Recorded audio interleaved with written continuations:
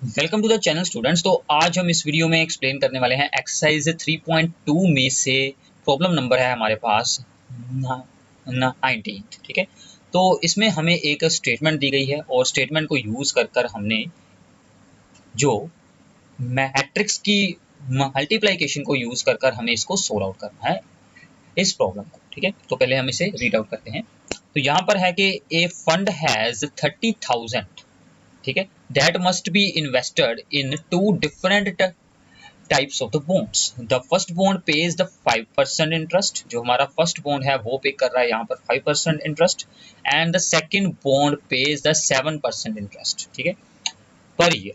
Using the matrix multiplication determine how to divide the 30,000।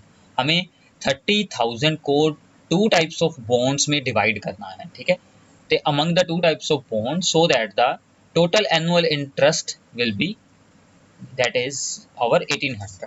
ठीक है, तो हम अज्यूम कर लेते हैं कि जो हमारा यहाँ पर होगा फर्स्ट बॉन्ड, ठीक है, तो फर्स्ट बॉन्ड में मान लीजिए हमने इन्वेस्टमेंट की है यहाँ पर x, ठीक है, देन सेकेंड बॉन्ड में कितनी इन्वेस्टमेंट हो जाएगी, टोटल इन्वेस्टमेंट थी हमारे पास 30,000, तो यहाँ पर बच जाएगी 30,000 माइनस x।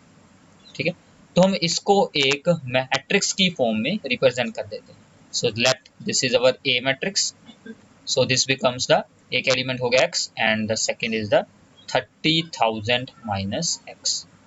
ठीक है, तो ये हमारी एक बन चुकी है मैट्रिक्स। इसका ऑर्डर आप लोगों ने जरूर यहाँ पर साथ में ही मैं मेंशन कर लेना है 2x1। Second for the interest, ठीक है, तो इंटरेस्ट हमारा यहाँ पर क्या क्या था, इंटरेस्ट को हम बना लेते हैं बी मैट्रिक्स।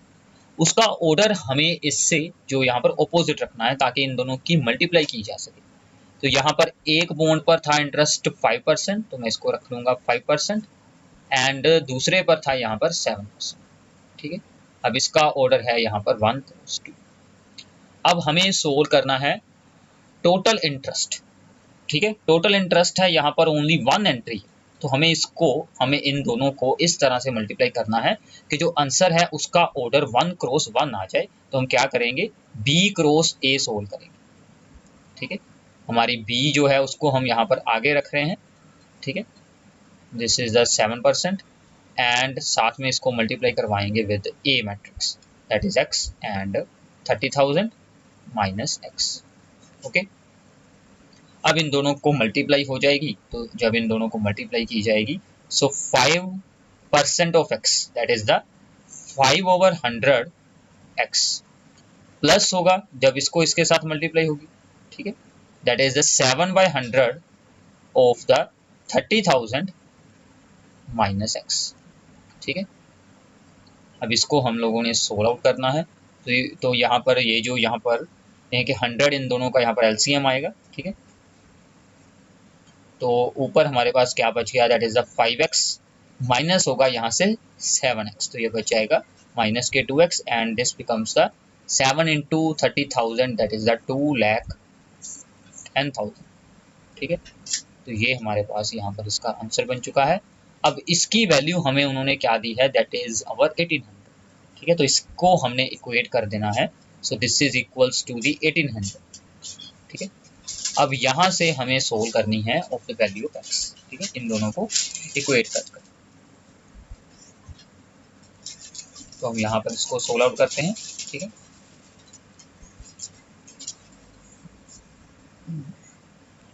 तो इन दोनों को अब हमने यहाँ पर इक्वेट कर दिया है, so this becomes the minus 2x plus 2,10,000, ठीक है, divided by 100 is equals to the 1800।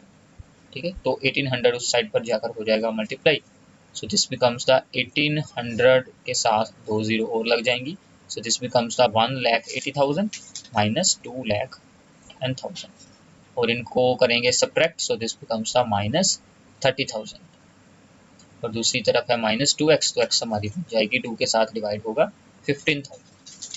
तो इसका मतलब है कि दोनों टाइप के बॉन्ड्स में हमें 15,000 की इन्वेस्टमेंट करनी है in the first bond and in the second bond. ठीक है, अब ये तो इसका हो गया यहाँ पर पार्ट 1। जब आपने इसका सेकंड पार्ट सोल्व करना है तो सिर्फ आपको यहाँ पर 1800 की जगह पर 2000 एंट्री यूज कर लेनी है, तो सेकंड पार्ट अब आप लोगों ने खुद सोल्व कर देखना, बिल्कुल सिंपल है, सेम टू सेम ऐसे ही आप लोगों ने मैट्रिक्स को यहाँ पर बनाना है, ठीक है। बाकी पूरा यहाँ पर सेम रहेगा, सिर्फ आपको 1800 की जगह पर 2000 यूज कर देना है, okay.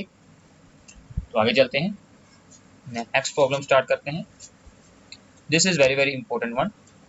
The bookshop of a particular school has the 10 dozen chemistry books, ठीक है, and the 10 dozen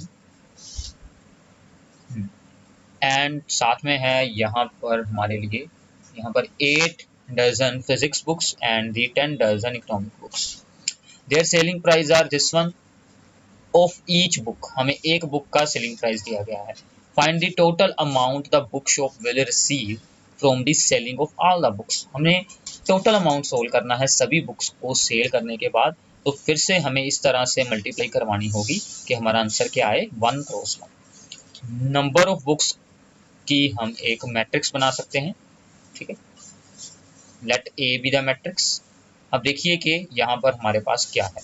सबसे पहले है 10 डजन केमिस्ट्री बुक्स, तो मतलब कितनी हो गई वो 10 गुना 12, एक में कितनी होती हैं 12।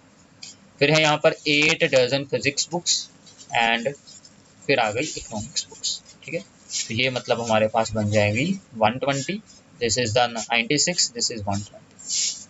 देन जो इनका रेट है, ठीक है ना, इनका जो सेलिंग प्राइस है, जो इनका एसपी है, उसकी एक बना देते हैं मैट्रिक्स। इसका ऑर्डर क्या है, दिस इज द 1 इंटू, तो उसका हमें क्या रखना होगा 3 इंटू 1, ठीक है। तो वो क्या है 80 की ये है एक, ये है 60 एंड दिस इज द 40।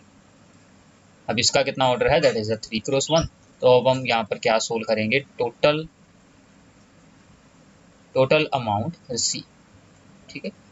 वो क्या आ जाएगा a इंटू बी, क्योंकि a का ऑर्डर है 1 इंटू 3, b का है 3 इंटू 1, तो a को हम इस बार आगे रखेंगे, ठीक है। So this becomes the 120, 96 and 120। इसके साथ मल्टीप्लाई होगी यहाँ पर 80, 60 एंड 40, ठीक है। तो अब इनको एलिमेंट टू एलिमेंट हम यहाँ पर कर देंगे multiply. So this becomes the 120 into यहाँ पर होगा 80, ठीक है। तो ये बन जाएगा 120 इंटू हम करेंगे यहाँ पर 80, so this becomes the 9600।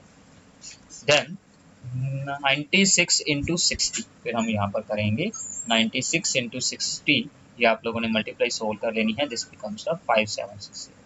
Then 120 into 40, ये आपका बन जाएगा 4800, ठीक है। और अब हमें इन सभी को यहाँ पर कर देना है प्लस, तो वहाँ से आपका सिंपली आंसर बन जाएगा, ठीक है। तो ये आपको आंसर मिल जाएगा, this is equals to the 20160, ठीक है। तो ये आप लोगों ने खुद सोल्व कर देखना है। So this is our total amount. तो ऐसे हम मैट्रिक्स का ये यूज है, ठीक है। यहाँ पर तो हमें कुछ सिंपल सी प्रॉब्लम्स बताई गई हैं, तो ऐसे ही अगर आपके पास 4 एंट्रीज हों, ठीक है, 5 एंट्रीज हों, जितनी मर्जी एंट्रीज हों, मैट्रिक्स उसे सिंपली सोल्व कर सकता है। यही इसकी एप्लीकेशन होती है, ठीक है।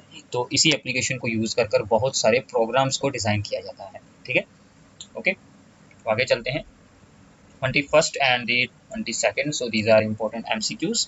तो सबसे पहले है यहाँ पर X Y Z W P हमें दी गई है मैट्रिक्स, इनके ऑर्डर बताए गए हैं, दीज आर देयर ऑर्डर्स, ठीक है, रिस्पेक्टिवली।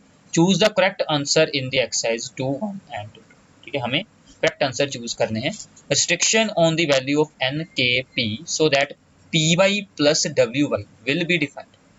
अब देखिए पी वाई, सबसे पहले पी इंटू हम करेंगे वाई।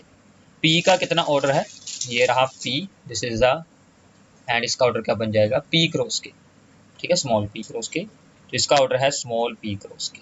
वाई का कितना ऑर्डर है, that is the second entry, that is the second entry 3 cross के, ठीक है। तो मल्टीप्लाई तो फिर ही हो सकती है अगर ये दोनों सेम हो, ठीक है। सो मतलब हमारा यहाँ पर क्या बन जाएगा, k इज इक्वल्स टू 3। ये क्यों हुआ, क्योंकि p इंटू वाई की मल्टीप्लाई डिफाइंड है, तो इसका मतलब इसके नंबर ऑफ कॉलम, इसकी नंबर ऑफ रो सेम है। प्लस हो रहा है यहाँ पर w इंटू वाई, w का order that is the second last, यहाँ पर बन गया n क्रॉस 3, ठीक है। y का ऑर्डर तो फिर से आ गया 3 cross k, so these two are already equal, okay, ठीक है। अब देखिए इसके बाद हमें क्या यहाँ पर ख्याल रखना है, ये तो एक आंसर आ गया, ठीक है। अब जो यहाँ पर पी वाई होगा सोल्व कर कर आएगा, उसका ऑर्डर कितना होगा? पी वाई का ऑर्डर क्या होगा? That is our P cross के, क्योंकि जो दोनों एंट्रीज यहाँ पर रिमेनिंग होती हैं वही इसका यहाँ पर हैं कि यहाँ पर ऑर्डर बन जाता है। सो पी एंड के, कि ये दोनों तो आपस में ही सेम हो जाते हैं, रिमेनिंग क्या बचा? पी क्रॉस के। इसका ऑर्डर क्या बन गया? पी क्रॉस के प्लस डब्ल्यू वाई, इसका ऑर्डर क्या होगा? यहाँ पर भी ये दोनों तो आपस में इक्वेट हो गए, तो यहाँ पर क्या बच गया? एन क्रॉस के। ठीक है, अब इन दोनों की क्या हो रही है, इन दोनों को हम यहाँ पर कर रहे हैं प्लस। तो प्लस में क्या होता है कि ऑर्डर दोनों के सेम होने चाहिए। के साथ तो के बराबर है, जिसका मतलब n is equals to P होनी चाहिए। ठीक है, तो यहाँ से दूसरी हमें कंडीशन क्या मिलेगी कि n is equal to P होगा। तो एक आ गया k is equal to 3, second आ गया n is equal to P. So this is our answer, that is the a is our right answer. ठीक है, so this is very very important one. Okay, अब ऐसे ही इसका जो है सेकंड पार्ट उसको सोल्व आउट करते हैं। ठीक है, न्यूमेरिकल जो इससे जो अगला एमसीक्यू है,